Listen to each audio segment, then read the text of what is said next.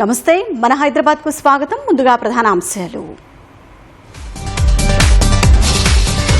క్యూర్లో ఇందిరమ్మ ఇళ్ల నిర్మాణానికి భూమి పూజ. 16 నియోజకవర్గాల్లో రేపు సీఎం శంకుస్థాపన.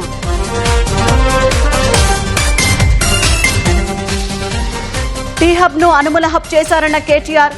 కారు చౌకగా కొండలరెడ్డికి భూమి కేటాయించారని ఆరోపణ. కేటీఆర్ ఆరోపణలను ఖండించిన శ్రీధర్ బాబు. నిబంధనల మేరకే భూములు ఇచ్చామని స్పష్టీకరణ. కేబీఆర్ పార్క్ చుట్టూ ఫ్లైఓవర్లు, అండర్ పాస్ల నిర్మాణాల్లో వేగం. 2 ఏళ్ల వరకు ట్రాఫిక్ ఆంక్షలు. 18 నుంచి 1 వే విధానం. సమస్యల వలయం శేరిలింగంపల్లి డివిజన్. డ్రైనేజీ లీకేజీలు, వెలగని దీపాలతో జనం అవస్థలు.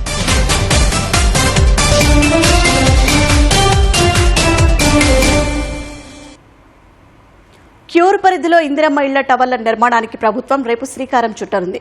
ఈ మేరకు కేపీహెచ్బీ కాలనీలో రేపు సాయంత్రం ముఖ్యమంత్రి రేవంత్ రెడ్డి భూమి పూజ చేయనున్నారు. పైలట్ ప్రాజెక్టుగా నగరంలోని 16 నియోజకవర్గాల్లో 807 కోట్ల రూపాయలతో 7,680 ప్లాట్లతో 18 టవర్లు నిర్మించనున్నారు. ఎల్ఐజీ ప్లాట్లకు అప్లై చేసేందుకు ఈ నెల 15 వరకు గడువు ఉండగా ఇప్పటికే సుమారు 50,000 మంది దరఖాస్తు చేసినట్లు గృహ నిర్మాణ శాఖ మంత్రి పొంగులేటి శ్రీనివాసరెడ్డి వెల్లడించారు. హైదరాబాద్ కోర్ అర్బన్ పరిధిలోని పేదల వర్గాల కోసం నిర్మించనున్న ఇందిరమ్మ ఇండ్ల టవర్లకు శంకుస్థాపనకు ముహూర్తం ఖరారైంది. కేపీహెచ్బీలోని మలేషియన్ టౌన్షిప్ ఎదురుగా ఉన్న హౌసింగ్ బోర్డు స్థలంలో రేపు ఇందిరమ్మ టవర్లకు సీఎం భూమి పూజ చేయనున్నారు. క్యూరు పరిధిలోని 16 అసెంబ్లీ నియోజకవర్గాల్లో 7,680 ఫ్లాట్లతో 18 టవర్లను ప్రభుత్వం నిర్మించనుంది. పైలట్ ప్రాజెక్టుగా తొలి విడతలో రాజేంద్రనగర్, మహేశ్వరం, శేరిలింగంపల్లి, ఇబ్రహీంపట్నం, మల్కాజ్గిరి, నాంపల్లి, ఖైరతాబాద్, కార్వాన్, బహదూర్పుర, అంబర్పేట్, కూకట్పల్లి, మేడ్చల్, కుత్బుల్లాపూర్, సనత్ నగర్, సికింద్రాబాద్ కంటోన్మెంట్, మలక్పేట్ నియోజకవర్గాల్లో ప్రభుత్వ స్థలాల్లో ఇందిరమ్మ టవర్లు నిర్మించాలని ప్రభుత్వం నిర్ణయించింది. ఇందిరమ్మ టవర్లకు ప్రభుత్వం 807 కోట్లను మంజూరు చేసింది. టెండర్ల ప్రక్రియ ఈ నెల 19తో ముగియనుంది. ఏడాదిలోగా నిర్మాణాలు పూర్తి చేసి లబ్దిదారులకు అప్పగిస్తామని మంత్రి పొంగులేటి శ్రీనివాసరెడ్డి తెలిపారు. స్థలం 5 లక్షల రూపాయల సబ్సిడీని ప్రభుత్వం ఇవ్వనుండగా లబ్దిదారుడు 4 విడతల్లో తమ వాటాగా సుమారు 6 లక్షల రూపాయలు చెల్లించాలి. దరఖాస్తుతో పాటు 10,000 రూపాయల ఈఎండీ చెల్లించాలి. ఇళ్లు దక్కకపోతే ఈఎండీ తిరిగి చెల్లించనున్నారు. ఈ నెల 20 తర్వాత లాటరీ ద్వారా ఇందిరమ్మ ఇళ్లను కేటాయించేందుకు ప్రభుత్వం ఏర్పాట్లు చేస్తోంది. ఏ నియోజకవర్గంలోని ఫ్లాట్లకు ఆ నియోజకవర్గంలో నివసిస్తున్న వారే అర్హులు. కేటాయించిన ఎల్ఐజీ ఫ్లాట్లను 10 ఏళ్ల పాటు అమ్మడానికి లేదా కిరాయి ఇవ్వడానికి వీల్లేదని షరతు విధించింది. ఒక కుటుంబం నుంచి ఒకరు మాత్రమే ఈ నెల 15 లోపు దరఖాస్తు చేసుకోవాలని స్పష్టం చేసింది. కేసీఆర్ హయాంలో టీ హబ్ ఏర్పాటు చేస్తే సీఎం రేవంత్ రెడ్డి అనుమల హబ్ ఏర్పాటు చేశారని బీఆర్ఎస్ కార్యనిర్వాహక అధ్యక్షుడు కేటీఆర్ విమర్శించారు. తాము నిరుద్యోగ యువతకు ఉపాధి దక్కాలని నిర్మించిన టీ హబ్ ను సీఎం తన కుటుంబ ప్రయోజనాలకు వినియోగిస్తున్నారని ఆరోపించారు. రేవంత్ రెడ్డి తన సోదరులకు కారు చౌకగా ప్రభుత్వ భూములు కేటాయిస్తున్నారని కేటీఆర్ ఎక్స్లో పేర్కొన్నారు. ఒక్క ఉద్యోగి కూడా లేని టెస్సెరాక్ట్ అడ్వాన్స్ సిస్టమ్స్ ప్రైవేట్ లిమిటెడ్ సంస్థ ద్వారా కొండలరెడ్డి రాత్రికి రాత్రే 200 కోట్ల లాభం ఆర్జించారని తెలిపారు. ఈ అద్భుతమైన బిజినెస్ మోడల్ ఏంటో తెలంగాణ యువత, నిరుద్యోగులకు నేర్పించాలని పేర్కొన్నారు. 100 కోట్ల ప్రభుత్వ భూమిని ఇంత చౌకగా ఎలా పొందాలో శిక్షణ ఇవ్వాలని మంత్రి శ్రీధర్ బాబును ఉద్దేశించి కేటీఆర్ వ్యాఖ్యానించారు. హైదరాబాద్లోని ప్రభుత్వ భూములను ప్రైవేటు వ్యక్తులకు సీఎం రేవంత్ రెడ్డి అప్పరంగా అప్పజెపుతున్నారని బీఆర్ఎస్ నేతలు ఆరోపించారు. పీఎం ఏక్తా మాల్ పేరిట రాయదుర్గంలో చేపట్టిన పనులను పర్యవేక్షించిన బీఆర్ఎస్ ఎమ్మెల్సీలు దాసోజు శ్రవణ్, షమ్మిపూర్ రాజు నిర్మాణ టెండర్లను రద్దు చేయాలని డిమాండ్ చేశారు. కోట్ల విలువైన భూముల్లో నిర్మాణాలు ఎలా చేపడతారని ప్రశ్నించారు. పీఎం పేరిట నిర్మిస్తున్న మాల్ నిర్మాణంలో అక్రమాలు జరుగుతున్నా ఎందుకు బీజేపీ నేతలు నోరు విప్పడం లేదని నిలదీశారు. టెండర్ డాక్యుమెంట్లను బహిర్గతం చేయాలని డిమాండ్ చేశారు. అక్రమ టెండర్లను రద్దు చేసే వరకు బీఆర్ఎస్ పోరు ఆపదని ఎమ్మెల్సీ శ్రవణ్ స్పష్టం చేశారు. వేల కోట్ల రూపాయల విలువైనటువంటి భూములను అప్పనంగా ప్రైవేట్ వాళ్లకు కట్టబెడుతూ తద్వారా కమిషన్లు దండుకుంటూ రాయదుర్గం సాక్షిగా ఈరోజు మనం ఇక్కడ చూస్తా ఉన్నాం. ఈ అక్రమ నిర్మాణం జరుగుతున్నటువంటి ఒక స్థలం అంటే దాదాపు దగ్గర 7 ఎకరాలు 1700 కోట్ల రూపాయల విలువ చేసినటువంటి ఒక భూమి ఇది. రేవంత్ రెడ్డి గారు తన బినామీ సంస్థలుగా చలామణి అవుతున్నటువంటి కొంతమంది ప్రైవేట్ వాళ్లకు టెండర్లు లేకుండా కొత్త సొమ్ము అల్లుడు దానం చేసినట్టుగా ఇవాళ వంశీరామ్కు, అపర్ణ లీడ్ ఫ్యూచర్ వాళ్లకు కట్టబెట్టి తద్వారా వేల కోట్ల రూపాయల కమిషన్లు దండుకుంటున్నారు. 5,000 కోట్ల రూపాయల ప్రత్యేకమైన ఫండ్ను కేటాయించి ప్రతి రాష్ట్రంలో పిఎం ఏక్తా యూనిటీ మాల్ అని చెప్పని మాల్స్ నిర్మాణానికి శ్రీకారం చుట్టినారు. దానిలో భాగంగా 200 కోట్ల రూపాయలు కేంద్ర ప్రభుత్వం కేటాయించింది. ఈ భూమిని అప్పనంగా కట్టబెట్టిండు. పేద మధ్యతరగతి వర్గాల ఉత్పత్తులను షోకేజ్ చేయమంటే దీన్ని ఒక రియల్ ఎస్టేట్ దందాగా మార్చినావు. 200 కోట్ల భూ కుంభకోణం జరిగిందన్న మాజీ మంత్రి కేటీఆర్ ఆరోపణలను పరిశ్రమల శాఖ మంత్రి శ్రీధర్ బాబు ఖండించారు. పరిశ్రమల ప్రోత్సాహం కోసం రాయితీలు ఇవ్వడం, భూములు కేటాయించడం సహజమేనన్న మంత్రి బోర్డు నిర్ణయం మేరకే నిర్ణయాలు తీసుకుంటున్నామని స్పష్టం చేశారు. బీఆర్ఎస్ హయాంలో సరైన నిర్ణయాలు తీసుకోకపోవడం వల్ల అనేక సమస్యలు వస్తున్నాయని శ్రీధర్ బాబు ఆరోపించారు. పారిశ్రామికవేత్తలను బీఆర్ఎస్ నేతలు భయపెట్టే ప్రయత్నం చేస్తున్నారన్న ఆయన రాష్ట్రాభివృద్ధికి ప్రతిపక్షం సహకరించాలని హితవు పలికారు. గాంధీభవన్లో ప్రజలతో ముఖాముఖి కార్యక్రమంలో పాల్గొన్న మంత్రి శ్రీధర్ బాబు వారి నుంచి ఫిర్యాదులను స్వీకరించారు. సంబంధిత అధికారులతో మాట్లాడి సమస్యల పరిష్కారానికి కృషి చేశారు. వారు చెప్పే భూమి వారి హయాంలో 90 లక్షలకు వారు అమ్మిరు. మరి వారు చెప్పాలి. 2024లో ప్రైవేటుకు వ్యక్తులు వ్యాపారాన్ని పెట్టుకుంటాము, మీరు సహకరించమంటే విధి విధానాలను కూడా ఆలోచన చేసి కమిటీ, ఈరోజు ముఖ్యమంత్రి ఉండరు, దాంట్లో మంత్రి గారు ఉండరు, ఆ కమిటీలో చైర్మన్ గారు ఉండరు, ఆ కమిటీలో అధికారులు పూర్తి స్థాయిలో సమీక్షించి ఈ పరిశ్రమకు భవిష్యత్తు ఉంటుందని ఆలోచన చేస్తూ వారు నిర్ణయించారు. ఆ నిర్ణయించిన ధర మేరకు వారికి ఇవ్వాల్సి వస్తుంది. నేనుగా చేసింది బోర్డు మెంబర్స్ తీసుకునే నిర్ణయం. ఆ రోజు 90 లక్షలు చెప్తే పెరుగుతా ఉన్న ఇన్ఫ్లేషన్ పెట్టుకుని 1,50,00,000 నిర్ణయం చేయడం జరిగింది. 2 కోట్ల రూపాయల భూమిని ఉటిగానే ఇచ్చినట్టు చెప్పే ఆలోచన సరికాదని చెప్తా ఉన్నాం. 80వ స్వాతంత్ర దినోత్సవ వేడుకలకు గోల్కొండ కోట ముస్తాబవుతోంది. ఈ వేడుకల్లో భాగంగా గోల్కొండ కోటలో పరేడ్ రిహార్సల్స్ కొనసాగుతున్నాయి. సుమారు 250 మంది పోలీసు అధికారులు, సిబ్బంది కవాతు, మార్చ్ పాస్ట్, సమన్వయం తదితర అంశాలపై ప్రత్యేకంగా సాధన చేస్తున్నారు. ప్రజాప్రతినిధులు, అధికారులు, ఆహ్వానితుల కోసం ప్రత్యేక సీటింగ్ ఏర్పాట్లు చేశారు. ప్రవేశ మార్గాలు, పార్కింగ్, భద్రత, ట్రాఫిక్ నియంత్రణ తదితర అంశాలపై ప్రత్యేక దృష్టి సారిస్తున్నారు. 15 ఆగస్టు వేడుకలు సజావుగా ఎలాంటి అవాంఛనీయ ఘటనలకు తావు లేకుండా నిర్వహించేందుకు అధికారులు కసరత్తు చేస్తున్నారు.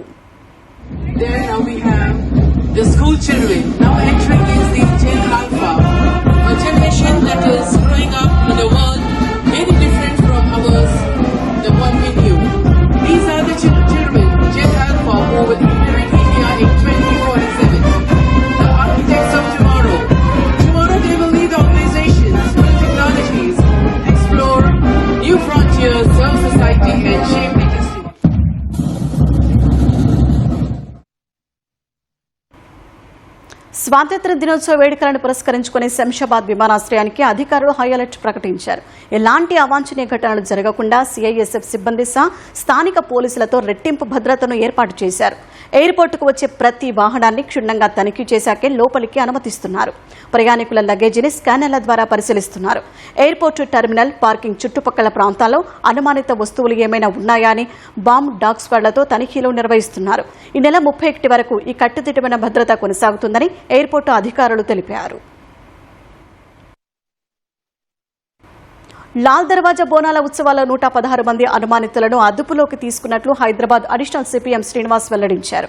రద్దీని ఆసరాగా చేసుకుని దొంగతనాలకు పాల్పడే ముఠాలపై కన్నువేసేందుకు స్పెషల్ క్రైమ్ బృందాలను జాతర బందోబస్తులో రంగంలోకి దించారు. నేరగాళ్ల కదలికలపై నిరంతరం పర్యవేక్షించారు. ఈ నేపథ్యంలోని ఉత్సవాలు 116 మంది అనుమానితులను అదుపులోకి తీసుకున్నారు. ఉత్సవ ప్రాంగణంలో ఏర్పాటు చేసిన ఫేషియల్ రికగ్నిషన్ సిస్టమ్ కెమెరాలు పోలీసు శాఖ డేటాబేస్ ద్వారా పరిశీలించగా వీరిలో 8 మందికి నేర చరిత్ర ఉన్నట్లు తేలింది. వారిని స్థానిక పోలీస్ స్టేషన్కు అప్పగించినట్లు అడిషనల్ సిపి తెలిపారు. జూబ్లీహిల్స్ లోని కేబీఆర్ పార్కు చుట్టూరా 2 ఏళ్ల వరకు ట్రాఫిక్ ఆంక్షలు ఉంటాయని పోలీసులు వెల్లడించారు. తీవ్రమవుతున్న రద్దీని నియంత్రించేందుకు సుమారు 1000 కోట్ల రూపాయలతో 7 అండర్ పాస్లు, 7 ఫ్లైఓవర్లు ప్రభుత్వం నిర్మించనుంది. ఈ మేరకు అటువైపు వెళ్లే వాహనాలను వన్ వే విధానంలో మళ్లించనున్నట్లు పోలీసులు తెలిపారు. ఈ నెల 18 నుంచి ట్రాఫిక్ ఆంక్షలు అమల్లోకి వస్తాయని వివరించారు. ఇందులో భాగంగా ట్రాఫిక్ సూచీ బోర్డులు ఏర్పాటు చేస్తున్నట్లు పేర్కొన్నారు.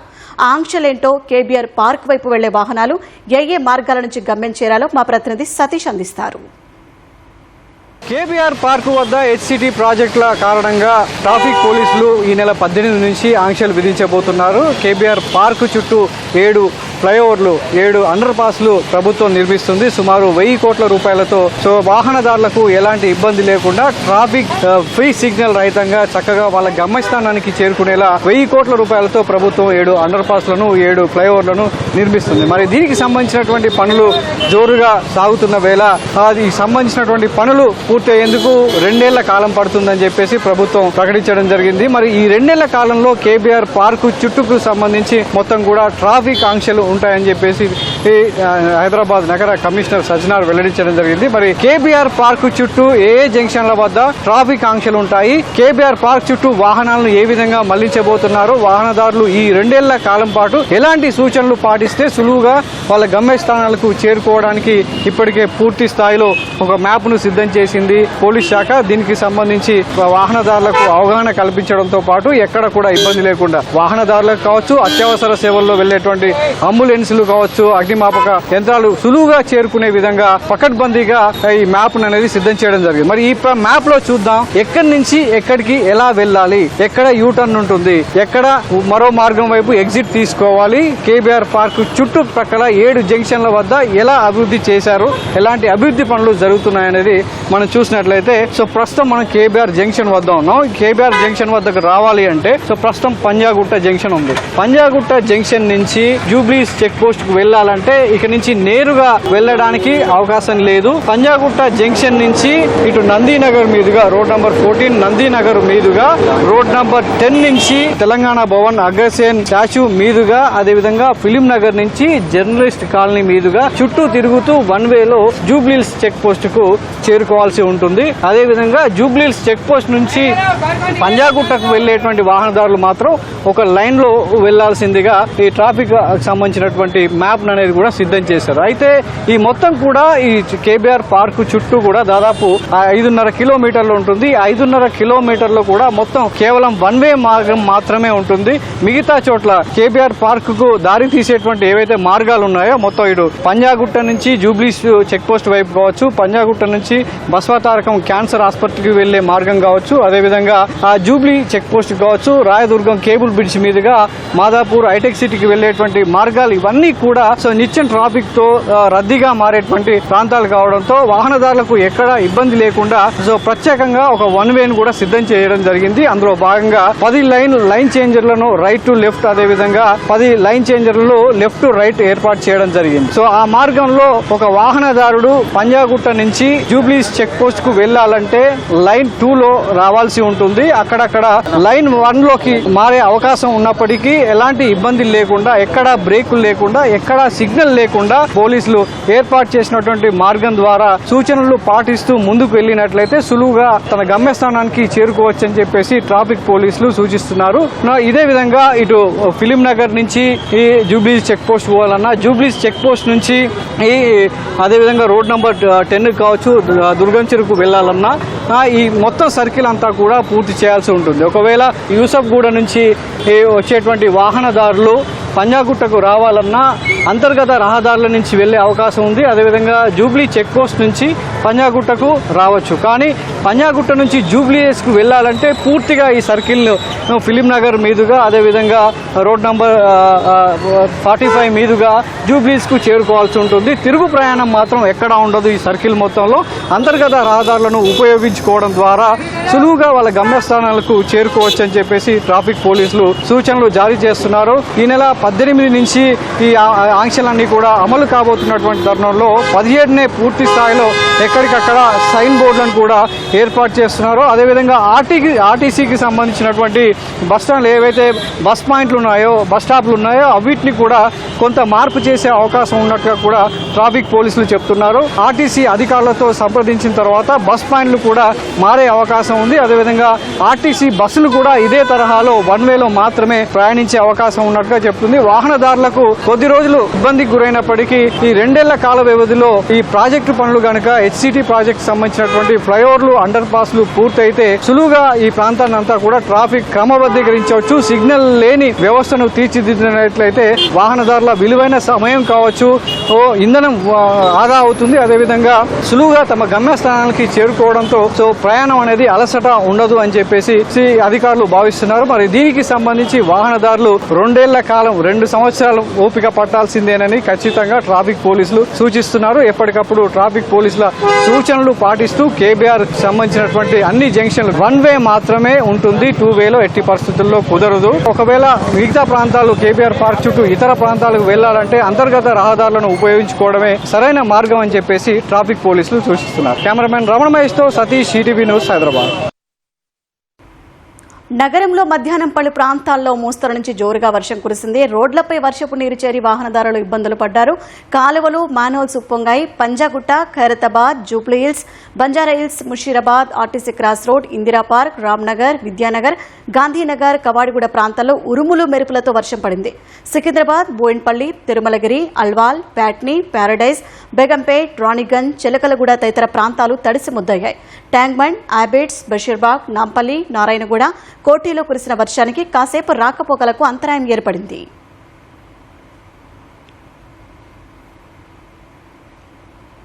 ఇప్పుడు మరిన్ని వార్తలు వేగంగా సంక్షిప్తంగా చూద్దాం.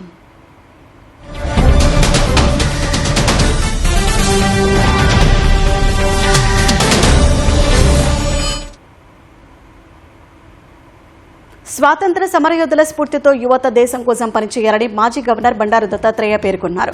హర్ ఘర్ తిరంగా కార్యక్రమంలో భాగంగా రామ్నగర్లో ఆయన జాతీయ పతాకాన్ని ఆవిష్కరించారు.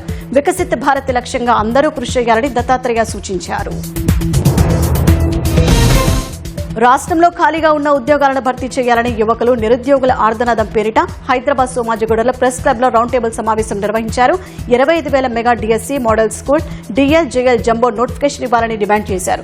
ఈ కార్యక్రమంలో బీఆర్ఎస్ నేత రాకేష్, బీసీ మేధావుల ఫోరం చైర్మన్, విశ్రాంత ఐఏఎస్ చిరంజీవులతో పాటు అన్ని జిల్లాల ఉద్యోగ ఆశావహులు పాల్గొన్నారు. రాష్ట్ర ప్రభుత్వం ఈవీ ఆటోల ప్రతిపాదనలను ఉపసంహరించుకోవాలని ఆటో యూనియన్ రాష్ట్ర అధ్యక్షుడు మొహమ్మద్ సలీం డిమాండ్ చేశారు.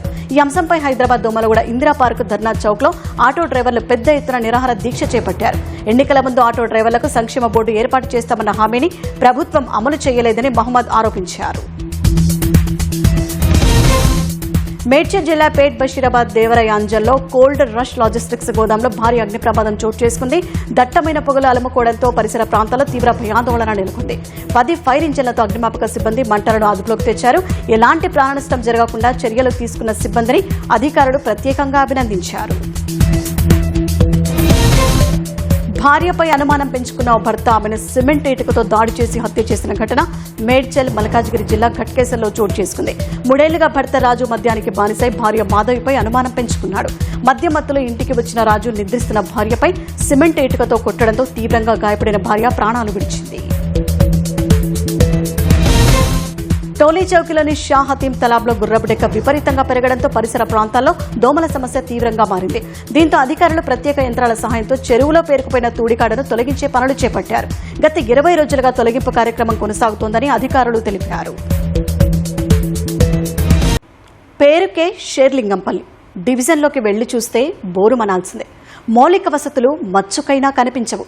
పొంగిపొర్లే డ్రైనేజీలు, వెలగని వీధి దీపాలు, గుంతలమయమైన రోడ్లు, చిన్న వానొస్తే నీట మునిగే అండర్ పాస్, చెప్పుకుంటూ పోతే ఎడతెగని సమస్యలు, ఎన్నెన్నో ఇబ్బందులు.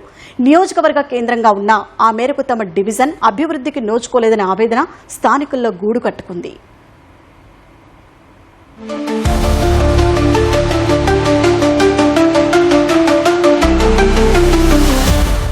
శేర్లింగంపల్లి డివిజన్ జీహెచ్ఎంసీ నుంచి ఇటీవలే సైబరాబాద్ మున్సిపల్ కార్పొరేషన్ పరిధిలోకి వచ్చింది.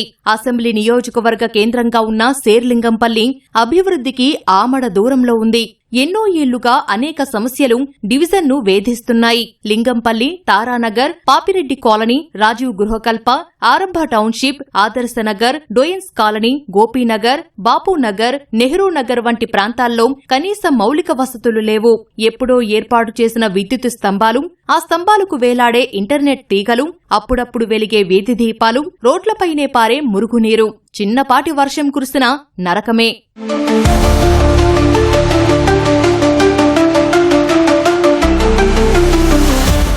Papireddy colony, Chandanagar colony railway underpass స్థానికులకు శాపంగా పరిణమించింది. ఒక సమస్యను పరిష్కరించేందుకు చేసిన ప్రయత్నం మరో శాశ్వత సమస్యకు దారితీసింది. పాపిరెడ్డి కాలనీ వాసులు చందానగర్ వెళ్లాలంటే రైల్వే ట్రాక్ దాటాల్సిందే. ఈ క్రమంలో ఎంతో మంది ప్రాణాలు గాల్లో కలిసిపోయాయి. దీనికి పరిష్కారంగా చందానగర్ పాపిరెడ్డి కాలనీల మధ్య రైల్వే అండర్ పాస్ నిర్మించారు. పరిష్కారం దొరికినట్లేనని కాలనీవాసులు సంబురపడేలోపే వారి ఆనందం ఆవిరైంది. ఏటా వర్షాకాలంలో అండర్ పాస్ మార్గంలో నడుములోతు నీరు చేరి రాకపోకలు పూర్తిగా స్తంభించిపోతున్నాయి. పాపిరెడ్డి కాలనీ, రాజీవ్ కల్ప, రాజీవ్ సౌగృహ, సందయ్ నగర్, సురభి కాలనీ, ఇలా మొత్తం 4-5 కాలనీస్ గా ఉంటూ ఒక 50 నుంచి 60,000 మంది పాపులేషన్ ఉంటుంది ఇక్కడ. మాకు యాక్చువల్ గా ఉన్న ఒక దారి లింగంపల్లి మెయిన్ రైల్వే స్టేషన్ దగ్గర ఉన్న యాక్చువల్ గా ఒక దారి ఉండేదండి. రెండో దారి కింద ప్రత్యేకంగా కింద ఇక్కడ మనకి ఈ లింగంపల్లి అండర్ పాస్, మన చందానగర్ స్టేషన్ కింద అండర్ పాస్ వేయడం జరిగింది. కానీ వేశారు, కానీ దాన్ని వర్షాకాలం వస్తే ప్రతి వర్షాకాలం 4 నెలల నుంచి 5 నెలలు దాన్ని అలాగే పట్టించుకోవడం మానేస్తున్నారు సార్. లింగంపల్లి బ్రిడ్జ్ దగ్గర, మెయిన్ బ్రిడ్జ్ దగ్గర బాగా ట్రాఫిక్ జామ్ అవుతుంది. దానికి ప్రత్యామ్నాయంగా ఈ దారి మనకి ప్రతిరోజు అందుబాటులో ఉంటే చాలా మేలు జరుగుతుంది సార్ ఇక్కడ వెళ్ళే వాళ్ళకి, ఆఫీసులకి, అందరికి. ఇక్కడ మనకి అండర్ పాసింగ్ ఏదైతే చందనగర్ నుంచి రాజుగురుకు చందనగర్కి వెళ్ళే రోడ్డు ఉందో, ఈ రోడ్డు అనేది మనకి వర్షాకాలం వచ్చేటప్పటికి 2-3 నెలలు బంద్ అవుతుంది సార్. దీనివల్ల చాలా మంది పబ్లిక్ ఇక్కడ మనకి 40 నుంచి 50,000 పైచలకు ఉన్న జనాలు చాలా మంది ఇబ్బంది పడుతున్నారు. సో ఇట్లా దాటేటప్పుడు ఏమైతుందంటే రైల్వే ట్రాక్ మీద నుంచి దాటుతూ చాలా మంది వెళ్ళేటప్పుడు 2 నెలలకు ఒకసారి, 3 నెలలకు ఒకసారి ఇట్లా పబ్లిక్ 2-3 చనిపోవడం జరిగింది సార్. అదే కాకుండా ఈ అండర్ పాసింగ్ ఏదైతే ఉందో, ఇందులో వర్షాకాలం రావడం వల్ల వాటర్ స్టోరేజ్ అయిపోయి అందులో 2-3 వ్యక్తులు కూడా చనిపోవడం జరిగింది. ప్రభుత్వాలు వస్తున్నాయి, నామగా వస్తా వచ్చి చెక్ చేస్తున్నాయి తప్ప పట్టించుకునే నాదులంటూ ఎవరు లేరు సార్ ఇక్కడ. పాపిరెడ్డి కాలనీ, రాజీవ్ స్వగృహ, ఆరంభ టౌన్షిప్ పరిధిలో శాంతి భద్రతలు సవాల్ విసురుతున్నాయి. నివాస ప్రాంతాల మధ్య వెలిసిన బెల్టు షాపుల వల్ల మహిళలు రోడ్లపైకి రావాలంటేనే హడలిపోతున్నారు. మందుబాబులు బహిరంగంగానే మద్యం సేవిస్తూ ఎక్కడ పడితే అక్కడ పడిపోతున్నారు. గంజాయి బ్యాచ్ ఆగడాలు, అర్ధరాత్రి చోరీలు భయాందోళనకు గురి చేస్తున్నాయి.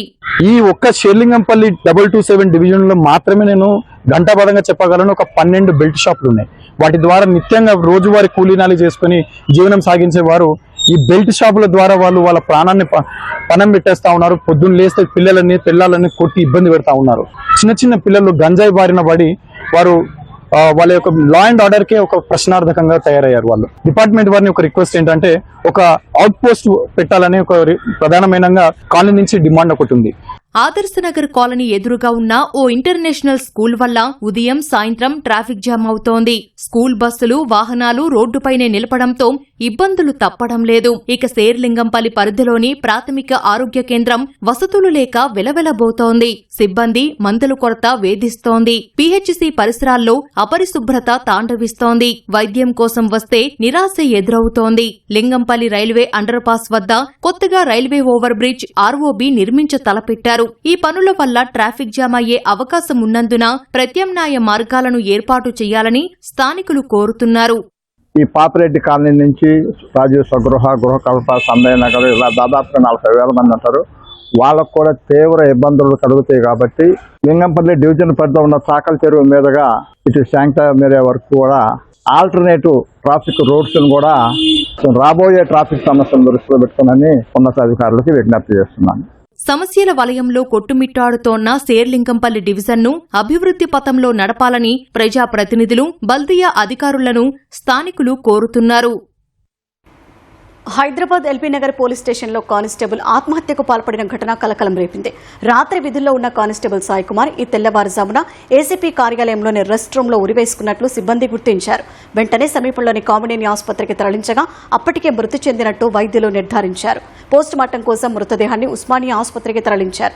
రెక్కల కష్టంతో చదివిస్తే తమ బిడ్డకు ఉద్యోగం వచ్చిందనే ఆనందం కొద్ది రోజుల్లోనే ఆవిరైపోయిందని మృతుడి తల్లిదండ్రులు ఆవేదన వ్యక్తం చేస్తున్నారు.